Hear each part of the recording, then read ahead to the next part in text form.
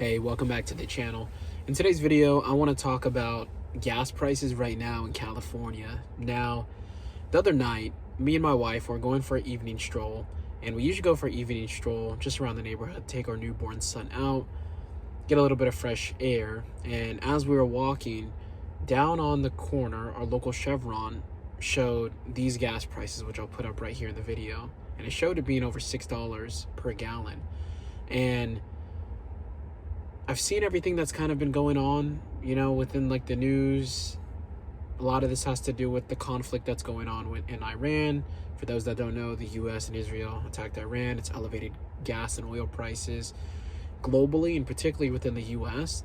The costs have risen a lot. And so everyday consumers that are pumping up their gas, they're seeing elevated prices. And in California, I think when I was checking the news like a week and a half ago, it was like $5, and in some places $6.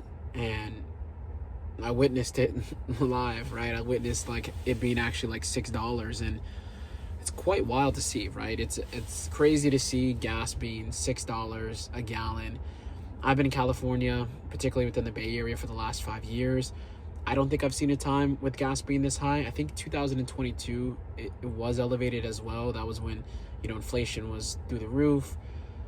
Can't remember what the gas prices were back then, but don't know if it was $6, but $6 is quite a bit. And I honestly feel for a lot of people that primarily have a gas vehicle. Now, for me, I feel fortunate. I'm sitting right here in this Tesla Model 3. Me and my wife, we have two vehicles. We have this vehicle, and we have BMW X3, which is SUV. That's our car that we use, or a vehicle that we use for more long distance kind of trips, or if we have to, haul a lot of things.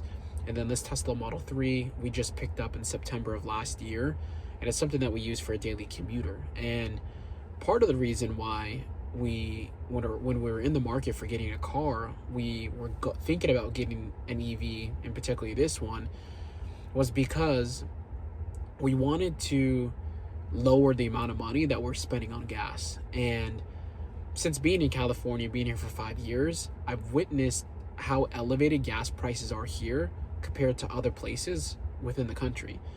I'm originally from Seattle, Washington. That state already is pretty high when it comes to cost of living. Gas price there is higher than it would be in other places within the country, but it's nowhere close to it being like the cost here in California. I think California just has some of the highest prices. And so when we're in the market for buying a car, again, getting a vehicle where we're able to avoid having to pay so much in gas was really top of mind. And I don't view vehicles as an investment. I wouldn't recommend for anybody that's thinking about, I'm just going to get an EV right now because I want to avoid higher gas prices. I don't think that's a good investment. Cars are depreciating assets.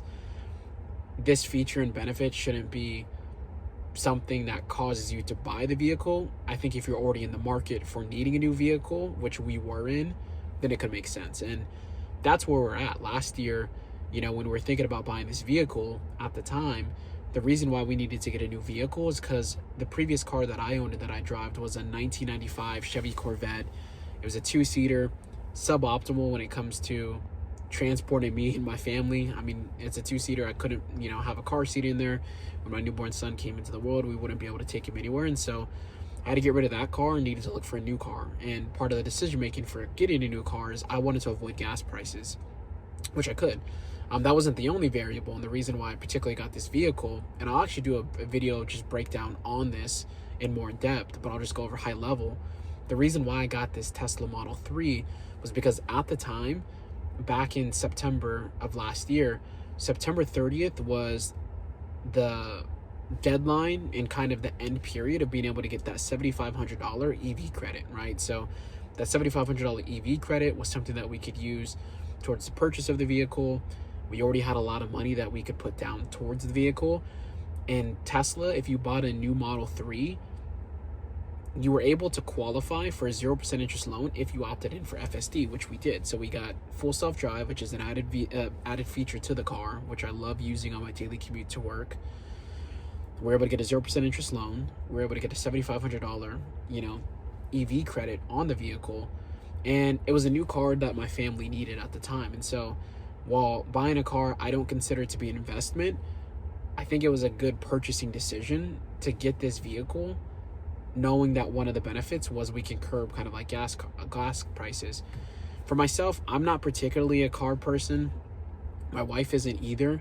I view cars as just something that gets you to A and B. I don't like to view it as a luxury item. I don't like to view it as something to flex.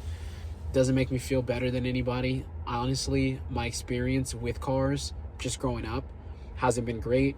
I've witnessed my parents make really poor financial decisions when it came to the different vehicles they'd bought, during my childhood. They learned from those lessons and instilled within me the importance of, just getting a car that can transport you to A and B. And that's kind of been my whole thought process. And so, even getting this car was a big purchase for me and my wife, but we did it the smart way. And we looked at, what the benefits of getting this car would be. And it was to be able to bypass paying for gas, which right now feels like a genius move. Now, in the Bay Area in particular, where we live, Teslas are like the most popular car. Like, that was one of the first things when I moved to California I saw. I was like, man, this car is so popular. When I was in Washington, I would see so many different other kind of like cars that were like popular, but I've never seen so much of one vehicle here. And it makes sense why so many people like this car here. There's easy accessibility to be able to charge the vehicles. There's Tesla superchargers, there's other type of chargers here. People are able to charge your vehicles at home. You're able to charge your vehicles at a lot of like the major tech companies. They offer like EV charging stations. And so it makes sense. It's also a major city. A lot of people's commutes, might not be too far of a distance, particularly if you live within like one of the major cities. And so, having an EV is great. It might not be the best vehicle for super long distance, but at least for, daily commutes, it's a perfect vehicle.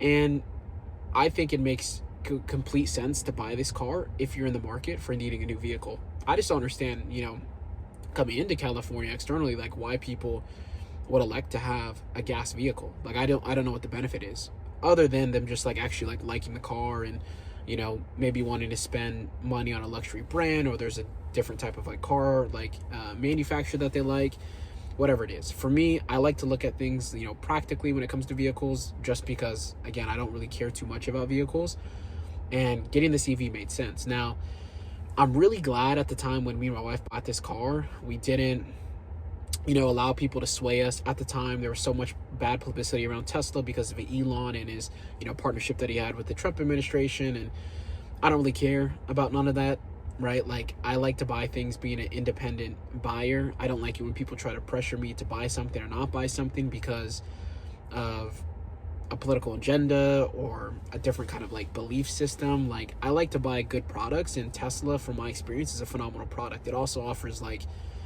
probably some of the best like car support that you're going to get, especially here in the Bay Area with, their collision centers and so much. Like, the customer support is great. My buying experience was great. Like, the whole journey and the perks and the benefits of having the car is great. And I think it was a great decision. This is a great product and I like it. And I'm glad people didn't sway me and my wife out of buying it, because if they did, there isn't really another EV automaker that I was impressed with. I mean, Rivian is another up and coming brand here in the Bay Area. I don't know how well that's doing across like the states, but here in California, it's becoming quite popular. The cost for that vehicle is just a little bit too much, so we probably wouldn't have got that.